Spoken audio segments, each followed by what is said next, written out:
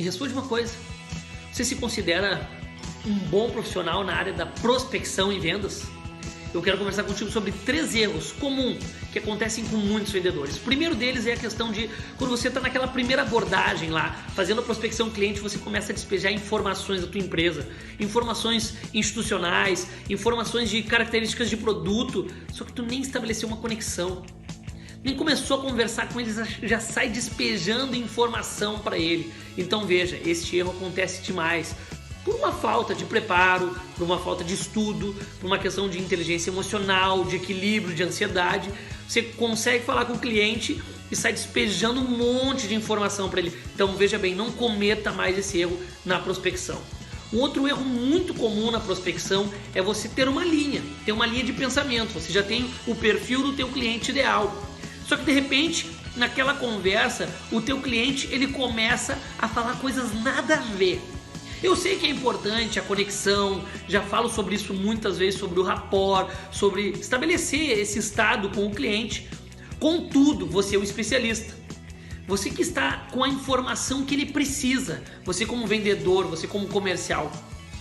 Então, você não pode deixar o cliente ficar contando historinhas que vão tomar o teu tempo, tomar o tempo dele, e você vai sair do controle e aquela conversa vai ser muito mais longa, você perdendo o tempo de falar com outras pessoas. Sei que é importante escutar o cliente, entenda, não estou falando sobre isso, eu estou falando sobre que muitas vezes na prospecção tem clientes, por uma questão de carência afetiva, etc, que começam a contar histórias nada a ver com aquele assunto e acabam tirando o foco, ou como vai dizer o Lobo, você sai da linha reta por causa dessas historinhas do cliente.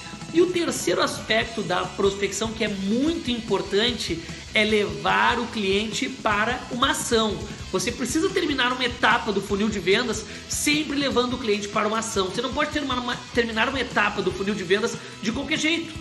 Ok, obrigado então. Não! Você precisa terminar uma etapa do funil de vendas como um ponteiro na programação. Aqueles que já programaram sabem disso, que você está apontando para a próxima etapa, apontando para a próxima ação, apontando para o próximo evento. Ele precisa terminar aquela etapa contigo sabendo que tem outra etapa. O subconsciente dele, ele precisa ficar com aquela memória. Eu terminei essa conversa com o Vinícius, ele fez algumas perguntas, ele me qualificou e ele me levou para uma próxima etapa, para uma nova situação. Então veja bem, um erro que acontece muito é que a prospecção poderia ter sido maravilhosa. Contudo, eu não terminei aquela prospecção levando o cliente para a próxima etapa. Claro que isso vai depender muito do teu funil de vendas, do que você vende, do teu business. Vai depender muito quais são as etapas do teu funil de vendas, do teu processo de vendas.